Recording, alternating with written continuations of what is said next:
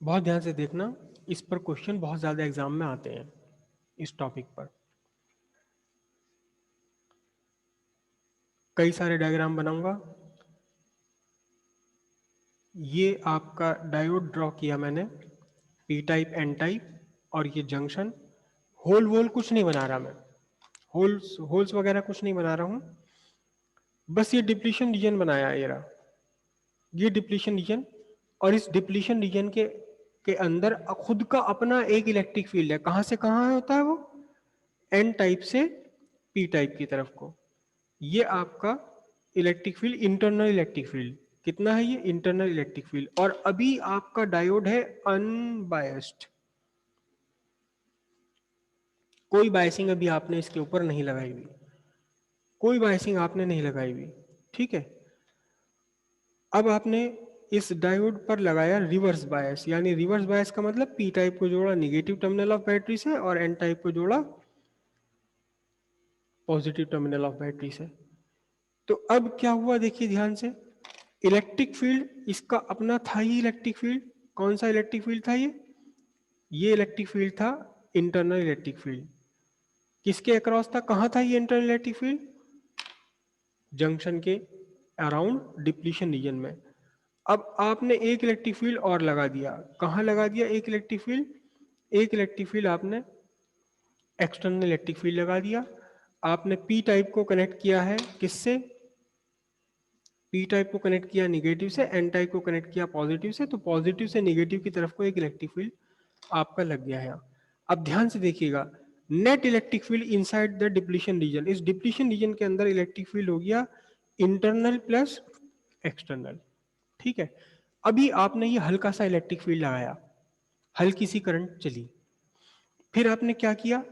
आपने अपने बायस को इंक्रीज कर दिया, बायसिंग इंक्रीज कर दिया, यानी voltage potential difference across P N N junction diode ये आपने इंक्रीज कर दिया। बायसिंग इंक्रीज करने का मतलब आपने और ज्यादा स्ट्रॉन्ग इलेक्ट्रिक फील्ड अप्लाई किया। यहाँ एक इलेक्ट्रिक फील्ड, ये इंटरनल इलेक्ट्रिक फील्ड था ही किसके अंदर? डिप्लीशन रीजन के अंदर। ये डिप्लीशन रीजन के अंदर इसका अपना इलेक्ट्रिक फील्ड, और आपने जब बायसिंग इंक्रीज कर दी तो आपने एक्सटर्नल इलेक्ट्रिक फील्ड इंक्रीज कर दिया, ठीक है। देखो यहां मैंने दो लाइन बनाई थी एक्सटर्नल इलेक्ट्रिक फील्ड की, यहाँ और दो लाइन बनाई है। तो अब क्या हुआ कि माइनॉरिटी चार्ज कैरियर्स को थोड़ा और सपोर्ट मिलने लगा, करंट थोड़ी सी और इंक्रीज हो गई, करेक्ट। यहां आपने रिवर्स बायस इंक्रीज किया, अब आपने रिवर्स बायस थोड़ा और इंक्रीज कर दिया, रिवर्स बायस आपने थोड़ा सा और इंक्रीज कर दिया।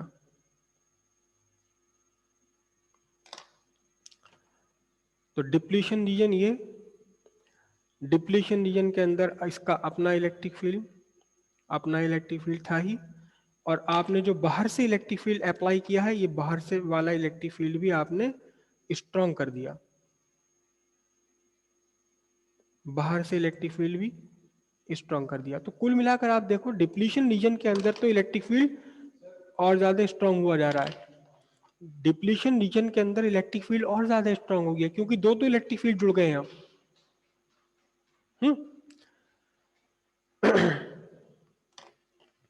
आपने थोड़ा सा और बढ़ाया, रिवर्स बायसिंग आपने थोड़ा सा और बढ़ाया, रिवर्स बायसिंग आपने थोड़ा सा और बढ़ाया, थोड़ा और बढ़ाया, तो हालांकि डिप्लीशन रीजन की विड्थ भी इंक्रीज हो जाती है, डिप्लीशन रीजन की विड्थ भी, ये अपना डिप्लीशन रीजन वाला इसका अपना इलेक्ट्रिक फील्ड था, और अब आपने बाहर का इलेक्ट्रिक फील्ड भी बहुत स्ट्रॉन्ग कर दिया, बाहर का इलेक्ट्रिक फील्ड भी आपने बहुत स्ट्रॉन्ग कर दिया ये रहा। तो अब net electric field inside depletion region, ये तो बहुत ही कड़ा हो गया, बहुत ही ज्यादा स्ट्रॉन्ग हो गया है, ठीक है। अब स्ट्रॉन्ग इस इतने जबरदस्त इलेक्ट्रिक फील्ड का इफेक्ट क्या पड़ता है जंक्शन पर?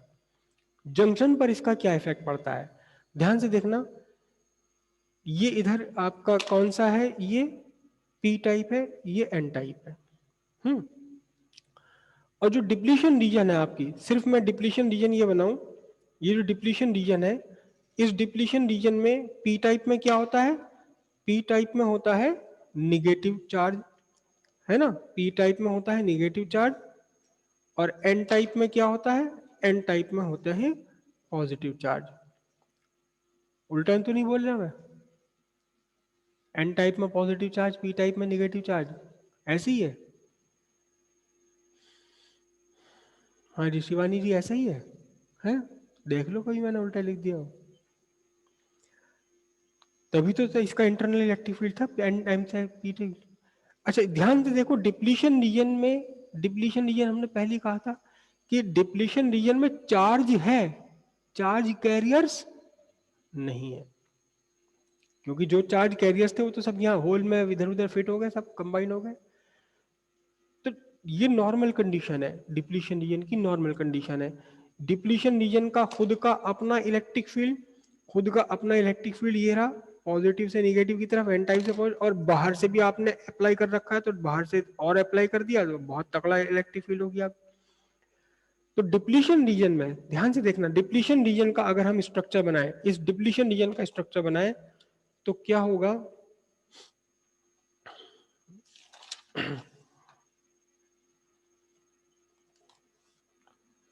डिप्लीशन रीजन का स्ट्रक्चर अगर मैं बनाऊं, मैं पूरा डायोड नहीं बना रहा, मैं सिर्फ और सिर्फ क्या बना रहा हूं? केवल केवल डिप्लीशन रीजन बना रहा हूं। तो इस डिप्लीशन रीजन में भी क्या है? सिलिकॉन के एटम से, सिलिकॉन के एटम से, है ना? अच्छा पी टाइप में, पी टाइप हमने कैसे बनाया था? एल्युमिनियम को एंटर करा दिया था, एल्युमिनियम एंटर कराया था ना, ट्राइवेलेंट एटम, तभी बना था पी टाइप। तो ये बीच बीच में एल्युमिनियम एटम फंसे हुए हैं, ये एल्युमिनियम एटम में एक इलेक्ट्रॉन कोवेलेंट बॉन्ड में कम पड़ रहा था,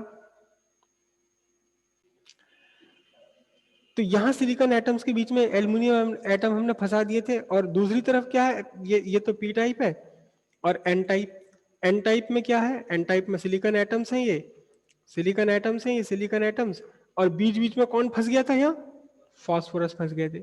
फास्फोरस के पास एक एक्स्ट्रा इलेक्ट्रॉन था और एल्युमिनियम के साथ एक इलेक्ट्रॉन कम था, वो फास्फोरस का वो एक्स्ट्रा इलेक्ट्रॉन एल्युमिनियम में चला गया। तो अब कुल मिलाकर फास्फोरस के न्यूक्लियस में एक प्रोटॉन तो एक्स्ट्रा हो गया ना इलेक्ट्रॉन से, इसलिए इस फास्फोरस पर कैसा चार्ज आ जाता है? इस फास्फोरस पर आ जाता है पॉजिटिव चार्ज। और क्योंकि वो इलेक्ट्रॉन जो फास्फोरस का इलेक्ट्रॉन जो मारा मारा फिर रहा था, वो एल्युमिनियम के पास जाके बैठ गया, क्योंकि इसकी सीट खाली थी यहाँ, इसलिए एल्युमिनियम पर कौन सा चार्ज आ गया? एल्युमिनियम पर निगेटिव चार्ज आ गया। ये डिप्लीशन रीजन की कंडीशन है। इस डिप्लीशन रीजन के अंदर अंदर ना तो यहाँ कोई चार्ज कैरियर है, कोई होल नहीं है, और ना यहाँ कोई फ्री इलेक्ट्रॉन है, ठीक है? अब इसका अपना इलेक्ट्रिक फील्ड कहाँ है? इसका अपना इलेक्ट्रिक फील्ड ये रहा एन टाइप से पी टाइप की तरफ, क्योंकि पॉजिटिव है ना, ये पॉजिटिव से नेगेटिव की तरफ। आपने एक्सटर्नल इलेक्ट्रिक फील्ड और अप्लाई कर दिया, एक्सटर्नल इलेक्ट्रिक फील्ड आपने और अप्लाई कर दिया, जबरदस्त वाला एक्सटर्नल इलेक्ट्रिक फील्ड आपने अप्लाई कर दिया, क्योंकि रिवर्स बायस आपने भयंकर रूप से बढ़ा रखी है। अब ध्यान से देखना, ये इलेक्ट्रॉन, ये इलेक्ट्रॉन, ये सिलिकॉन, सिलिकॉन, सिलिकॉन, इन सब के अपने अपने इलेक्ट्रॉन्स हैं जो कि कोवेलेंट बॉन्ड के अंदर बंधे हुए हैं। सिलिकॉन सिलिकॉन के बीच में क्या है? सिलिकॉन सिलिकॉन के बीच में मैंने कोवेलेंट बॉन्ड बनाए नहीं है, ये इस तरह से कोवेलेंट बॉन्ड बने हुए हैं। सिलिकॉन सिलिकॉन के बीच में, सिलिकॉन एल्युमिनियम के बीच में सारे कोवेलेंट बॉन्ड बने हुए। ऐसे यहाँ भी silicon phosphorus, silicon silicon, silicon phosphorus, इनके बीच में भी क्या है? कोवेलेंट बॉन्ड बने हुए हैं। ये सारे के सारे इलेक्ट्रॉन्स, पी टाइप में इलेक्ट्रॉन्स नहीं है, एन टाइप में भी इलेक्ट्रॉन्स नहीं है, पी टाइप में होल्स नहीं है, एन टाइप में होल्स नहीं है, कुछ भी नहीं है यहाँ पर चार्ज कैरी करने के लिए। सारे के सारे इलेक्ट्रॉन जो एक्स्ट्रा इलेक्ट्रॉन आया है फास्फोरस से एल्युमिनियम की तरफ, वो एक्स्ट्रा इलेक्ट्रॉन भी तो यहाँ कहीं किसी बॉन्ड के अंदर एंगेज हो गया, लेकिन क्योंकि एक्स्ट्रा हो गया इलेक्ट्रॉन तो इसलिए नेगेटिव आ गया। अब फास्फोरस का एक इलेक्ट्रॉन मारा मारा फिर रहा था, वो चला गया यहाँ से, तो फास्फोरस पर एक पॉजिटिव चार्ज आ गया। ये पॉजिटिव नेगेटिव चार्जेस तो है यहाँ डिप्लीशन रीजन में, लेकिन ये चार्ज कैरियर्स नहीं है। ये फास्फोरस जो पॉजिटिव आयन मत समझो इसे, ये फ्री नहीं है चलने के लिए, तो अपनी जगह फंसा हुआ है, बंधा हुआ है, ये एल्युमिनियम अपनी जगह बंधा हुआ है। चार्ज है लेकिन चार्ज कैरियर्स नहीं है। चार्ज है, पॉजिटिव भी है निगेटिव भी है, लेकिन इस पॉजिटिव चार्ज को ले जाने वाला कोई भी नहीं है, निगेटिव चार्ज को चलाने वाला कोई भी नहीं है। ये नॉर्मल कंडीशन है। जब आपने एक्सटर्नल इलेक्ट्रिक फील्ड लगा दिया जबरदस्त तरीके से, तो एक्सटर्नल इलेक्ट्रिक फील्ड में आप अच्छी तरह से जानते हैं, ये इलेक्ट्रिक फील्ड है। इलेक्ट्रिक फील्ड में अगर कोई भी इलेक्ट्रॉन आता है तो इस इलेक्ट्रॉन पर एक फोर्स लगने लगता है in the direction opposite to the electric field F is equal to charge into electric field. ठीक है, अब ध्यान से देखना, जो इलेक्ट्रॉन्स यहां बॉन्ड में बंधे हुए हैं, जो इलेक्ट्रॉन्स यहां बॉन्ड्स में बंधे हुए हैं, उन इलेक्ट्रॉन्स पर भी तो फोर्स लग रहा है। बस ये बात है कि वो इलेक्ट्रॉन्स बंधे हुए हैं, चल नहीं सकते, छोड़ के नहीं जा सकते, लेकिन फोर्स तो लग ही रहा उन पर भी। ये इलेक्ट्रॉन है, ये एक इलेक्ट्रॉन है, आपने इलेक्ट्रिक फील्ड में रखा तो इसके ऊपर फोर्स लगेगी F इजिकल्स to E into e, electric charge of electron into electric field strength. अब अगर ये बेचारा इलेक्ट्रॉन आपने इसे बिल्कुल कील से ठोक के पक्का लगा रखा, फिक्स कर रखा, ठीक है फोर्स तो लगेगी लेकिन चल नहीं पाएगा, फोर्स तो लगेगी, चल नहीं पाएगा। कोई दूसरा चार्ज है यहां पर, कोई पॉजिटिव चार्ज है सपोज, लेकिन आपने इसे जबरदस्ती रोका हुआ है, किसी ना किसी तरीके से इसे रोका हुआ आपने जगह, फोर्स तो लगेगी इसके ऊपर लेकिन चल नहीं पा रहा बेचारा। तो यहां जितने भी इलेक्ट्रॉन्स हैं इस जंक्शन के अक्रॉस, चाहे वो पी का हो या एन का हो, चाहे वो बॉन्ड में बंधा हुआ है या फ्री, फ्री तो है ही नहीं यहाँ कोई भी, फ्री इलेक्ट्रॉन तो है ही नहीं, डिप्लीशन रीजन। ये मैंने पूरा जंक्शन डायोड नहीं बनाया, जंक्शन डायोड का केवल कौन सा रीजन बनाया, केवल केवल डिप्लीशन रीजन बनाया, केवल डिप्लीशन रीजन बनाया। सिखाने वाली पढ़ाई तो है ही नहीं देश में, रटाने वाली पढ़ाई है, रट लो ऐसे ही, जैसे मैं बोल रहा हूँ उसे रट लो, रट लोगे मार्क्स बढ़िया आ जाएंगे, कोई नहीं पूछेगा आगे चल के कि मार्क्स कैसे आए, रट के आए या सीख के समझ के आ रहा है, कोई नहीं पूछने वाला, पूरी जिंदगी में कोई नहीं पूछेगा कि तुमने इसे सीखा समझा था या रटा था। मार्क्स होने चाहिए बढ़िया। कितने नंबर आए हैं जी? मेरे फिजिक्स में आए 97। फिजिक्स में 97? अरे बहुत बढ़िया, बहुत बढ़िया मार्क्स आ गए फिजिक्स में तो 97। अरे वाह। कोई ये नहीं पूछेगा बेटा 97 मार्क्स है तो ये तो बता कि इलेक्ट्रिक फील्ड होगा क्या है, बता तुझे इलेक्ट्रिक फील्ड क्या हो। कोई नहीं पूछेगा, 97 मार्क्स आए बढ़िया एकदम मजे टापाट। हाँ जी, समझो ध्यान से, फिर समझो नहीं सुन लो ध्यान से, समझने का तो हिसाब है ही नहीं कुछ। ये डिप्लीशन रीजन, डिप्लीशन रीजन में नॉर्मल कंडीशन में यहां कोई भी चार्ज कैरियर नहीं है, चार्जेस है लेकिन चार्ज कैरियर नहीं है। अगर किसी इलेक्ट्रिक फील्ड में आप कोई भी चार्ज रख लो, वो चार्ज चाहे चलने के लिए फ्री हो या ना हो, इस इलेक्ट्रिक फील्ड में चार्ज बॉडी पर कोई ना कोई फोर्स तो लगेगी, कितनी, चार्ज इनटू इलेक्ट्रिक फील्ड, भले ही ये चलने के लिए फ्री हो या ना हो। अब यहां देखिए ध्यान से कि जब आपने स्ट्रॉन्ग इलेक्ट्रिक फील्ड यहां अप्लाई कर दिया तो जितने भी इलेक्ट्रॉन्स हैं, चाहे वो बॉन्ड के अंदर बंधे हुए हैं या चाहे वो बाहर है, बाहर तो यहाँ है ही नहीं कुछ भी, बॉन्ड से अलग तो है ही नहीं कोई। जो फास्फोरस का जो इलेक्ट्रॉन एल्युमिनियम के पास आ गया तो ये भी इस बॉन्ड, इस एल्युमिनियम के साथ, सिलिकॉन के साथ बॉन्ड के अंदर फिक्स हो गया, एंगेज हो गया, तो बॉन्ड फ्री तो कोई है नहीं, इलेक्ट्रॉन या फ्री तो कोई है ही नहीं। लेकिन जो बॉन्ड में बंधे हुए इलेक्ट्रॉन्स हैं, कोवेलेंट बॉन्ड जो बना हुआ है एल्युमिनियम सिलिकॉन के बीच, सिलिकॉन सिलिकॉन के बीच, एल्युमिनियम सिलिकॉन फास्फोरस के बीच, सिलिकॉन सिलिकॉन के बीच, इन बॉन्ड्स में बंधे हुए इलेक्ट्रॉन्स पर भी तो फोर्स लग रही है ना। कितनी फोर्स लग रही है? F इजिकल्स to E into E. अब आपने इलेक्ट्रिक फील्ड, आपने बाइसिंग बढ़ाते गए, आप इलेक्ट्रिक फील्ड और स्ट्रॉन्ग और स्ट्रॉन्ग और स्ट्रॉन्ग करते चले गए, और स्ट्रॉन्ग आप चलते करते चले गए electric field strength. Electric field strength बहुत जबरदस्त आपने बढ़ दी तो क्या होगा? फोर्स बढ़ती चली जाएगी, फोर्स बढ़ती चली जाएगी। अब ध्यान से समझना, एक टाइम ऐसा आता है कि जो बॉन्ड है, इस बॉन्ड के अंदर बंधे हुए इलेक्ट्रॉन बाहर निकल जाते हैं। क्यों? क्योंकि फोर्स इनके ऊपर, इलेक्ट्रोस्टैटिक फोर्स जबरदस्त हो गई। रस्सी से बंधे हुए थे, रस्सियों को तोड़ के, बंधन तोड़ के चले जाऊंगा आज मैं। इतनी इलेक्ट्रिक तकड़ी फोर्स हो गई कि इन्होंने सारे बंधन तोड़े, बॉन्ड्स तोड़े और निकल के बाहर। और इक्का दुक्का इलेक्ट्रॉन नहीं, इक्का दुक्का इलेक्ट्रॉन नहीं, ढेर सारे इलेक्ट्रॉन, यहां से भी इलेक्ट्रॉन निकला, यहां से भी इलेक्ट्रॉन निकला, यहां भी इलेक्ट्रॉन निकला, यहां भी इलेक्ट्रॉन, यहां भी इलेक्ट्रॉन, यहां से भी, पूरे जंक्शन में से धड़ाधड़ धड़ाधड़ धड़ाधड़ इलेक्ट्रॉन बाहर निकलने लगे। क्योंकि इलेक्ट्रॉन्स पर इतनी ज्यादा फोर्स हो गई थी कि अब वो रस्सी, जिस रस्सी से बंधे हुए थे, वो रस्सी इस टेंशन को झेल नहीं पा रही, रस्सियां टूट गई, बंधन टूट गए, बॉन्ड्स ब्रेकअप हो गए और ढेर सारे फ्री इलेक्ट्रॉन्स हो गए। इतने सारे फ्री इलेक्ट्रॉन्स हो गए, इतने सारे फ्री इलेक्ट्रॉन्स हो गए, इतने सारे फ्री इलेक्ट्रॉन्स हो गए, इतने जैसे कि गुड कंडक्टर में हुआ करते हैं। इतने सारे इलेक्ट्रॉन्स बाहर निकल आए बॉन्ड को तोड़ तोड़कर, जैसे कॉपर, सिल्वर, एल्युमिनियम, जिंक, इनमें फ्री इलेक्ट्रॉन्स हुआ करते हैं। जो इलेक्ट्रॉन बॉन्ड तोड़कर बाहर निकल आया, बॉन्ड तोड़कर बाहर निकल आने का मतलब वैलेंसी बैंड को छोड़कर कंडक्शन बैंड में आ गया। वैलेंसी बैंड को छोड़कर ये इलेक्ट्रॉन, जो जिस इलेक्ट्रॉन को हम कह रहे हैं कि अपने कोवेलेंट बॉन्ड को तोड़कर बाहर निकल गया, ये एक्चुअली अपने वैलेंसी बैंड में था, वैलेंसी बैंड को तोड़कर कंडक्शन बैंड में आ गया। अब ये सारे इलेक्ट्रॉन जो बॉन्ड तोड़कर आ गए, ये सारे फ्री हो गए।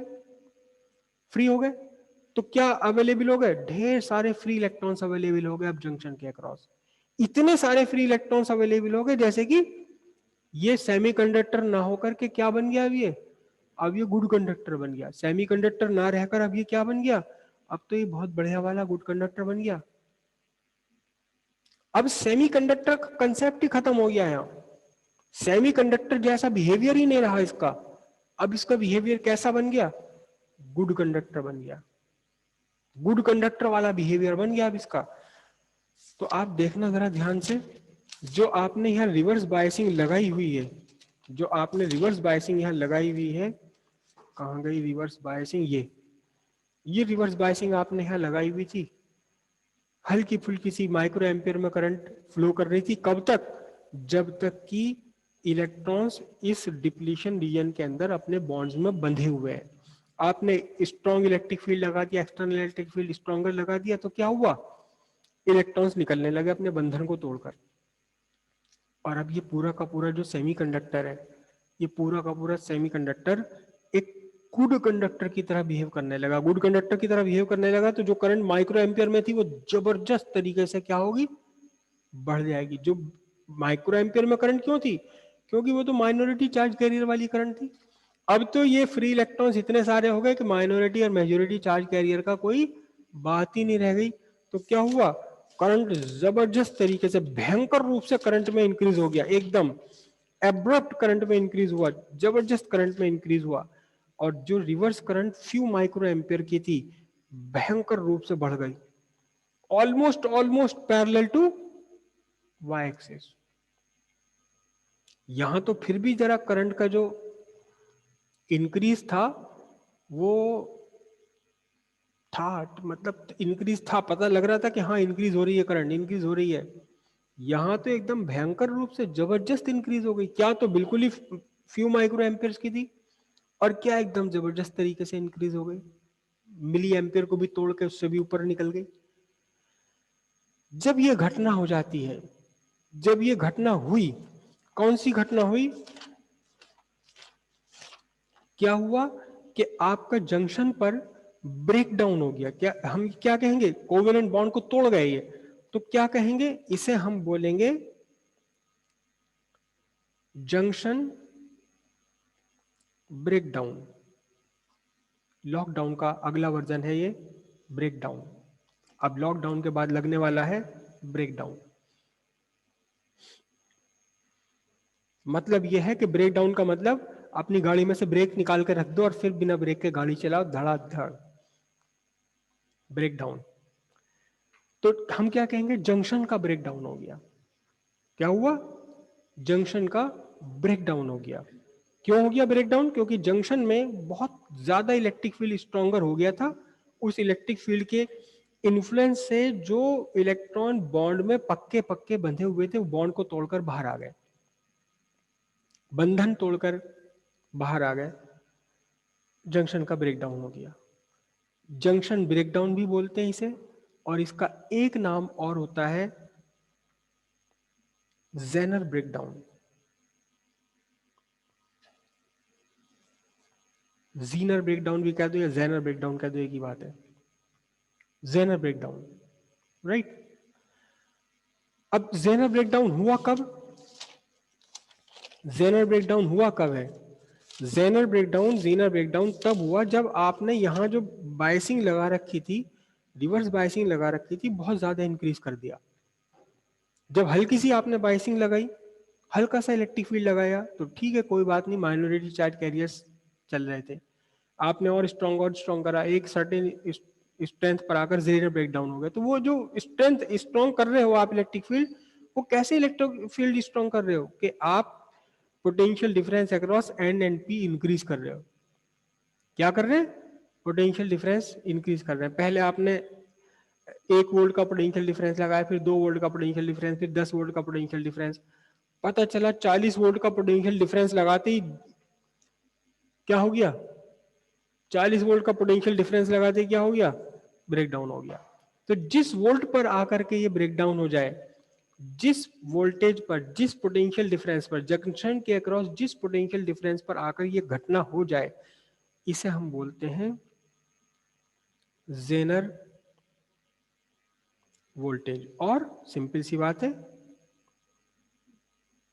ब्रेकडाउन वोल्टेज, और रिप्रेजेंट किया जाता है इसे VZ।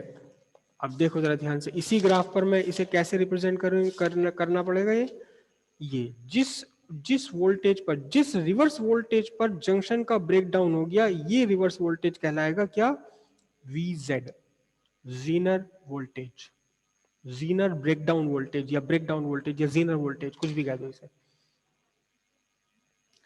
जीनर वोल्टेज पहुंचते ही कोवेलेंट बॉन्ड में से इलेक्ट्रॉन्स टूटने लगे, और टूटने के बाद में एकदम करंट बहुत तकड़ी बढ़ गई। क्यों? क्योंकि अब पूरा का पूरा जो जंक्शन है, डायोड है, इसके बाद एक घटना और होती है, दोनों घटना एक साथ होती है, अभी बताता हूँ उसको भी।